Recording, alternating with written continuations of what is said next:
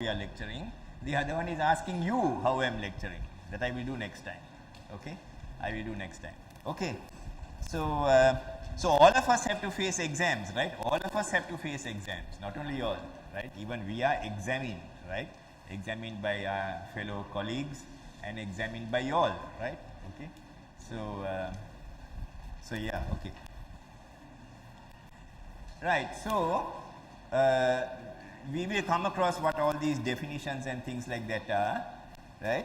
But I will start with some sort of basic ideas. Now, this will reinforce some of the things that you had before also.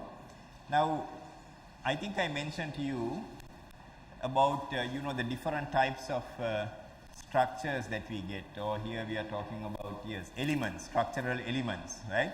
And I am sure I would have referred to a fan rod because we can see it in all our lecture rooms, right?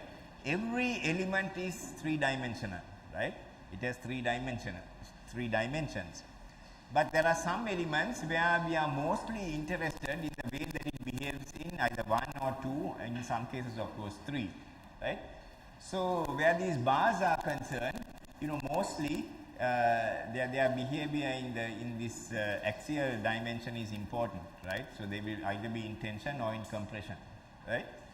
Plates and shells are where there are two dimensions, like say for example this stage, right? Okay, this is also a three-dimensional object, but we look at the amount of load that is carried in this direction and the amount of load that is carried in that direction, and the slab that you are standing on as well, or sitting on, right?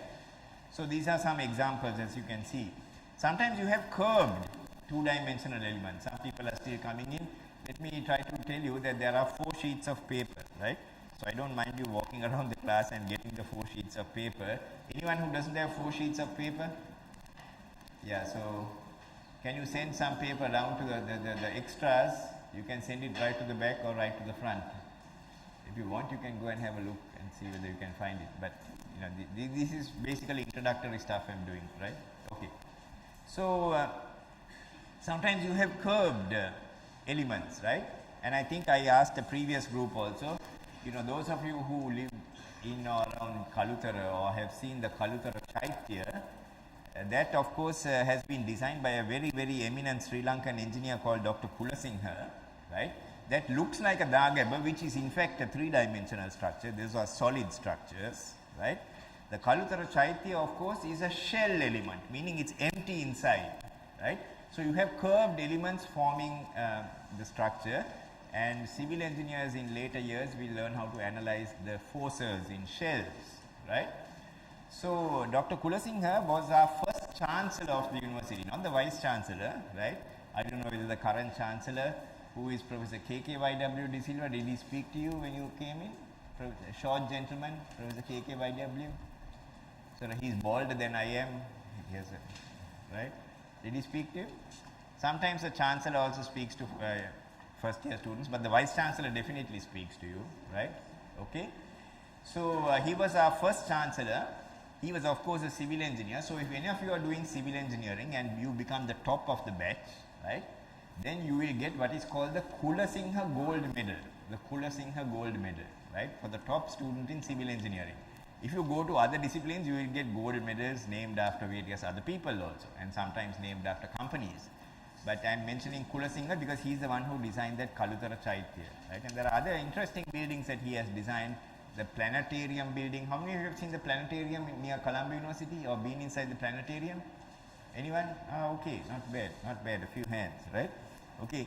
So those are also like shell structures, right? They are called folded plate shell, the planetarium. Anyway, let's go on.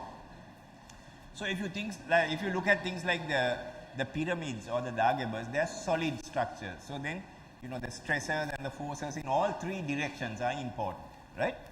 Now, as always, especially in a first year course, we teach the simplest of these. So we just stick to one-dimensional elements, right? And this picture I have already shown you the kind of internal forces that you get in a one-dimensional element. And depending on those, the predominant internal forces, those one-dimensional bars are given different names, right? Are given different names. Now, if you can remember, although there are 6 forces, there is 3 forces and 3 moments, which are also loosely called forces.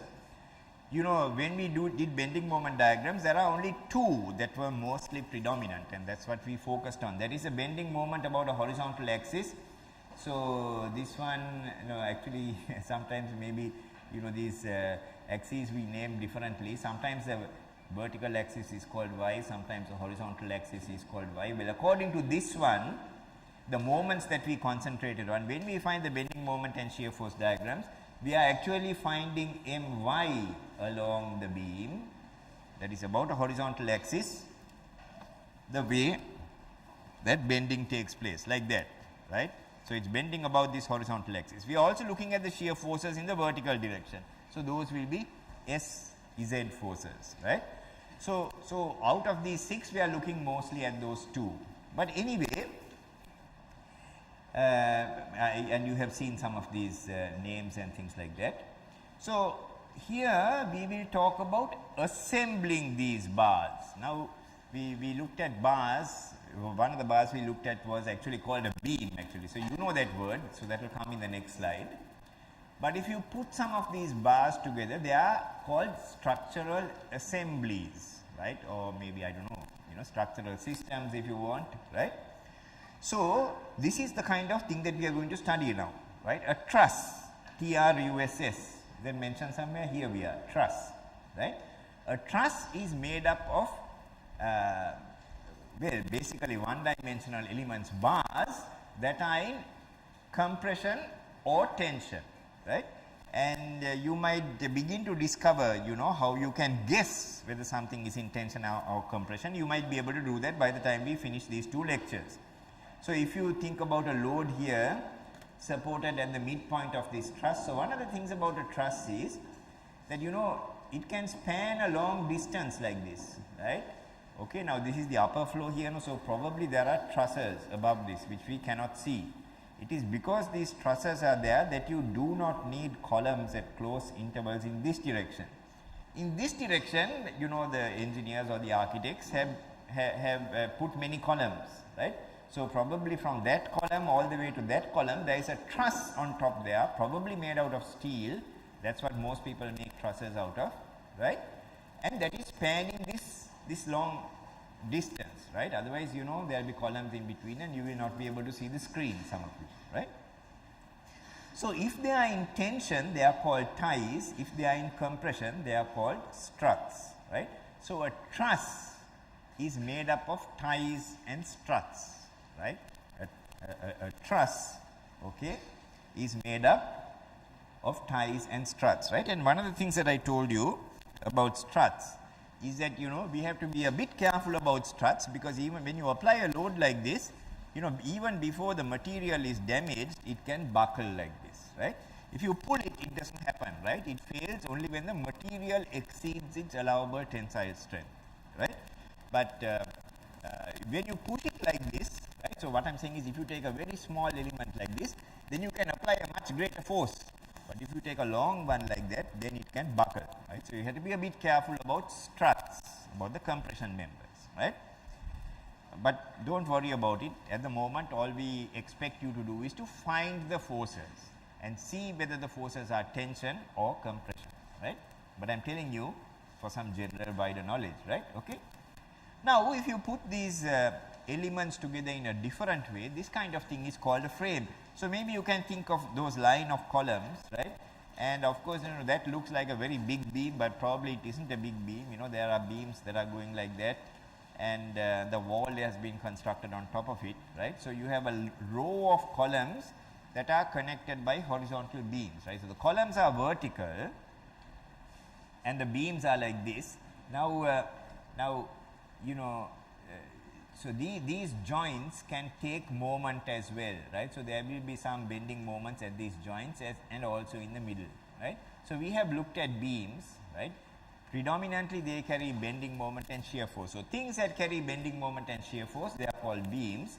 Columns carry largely axial load, that is compressive loads, right, because if you think about a building like this, you know, all the weight from each of those floors will be accumulated or will add up, and especially the ground floor columns will carry a heavy compressive load. In addition, they can have bending as well. So,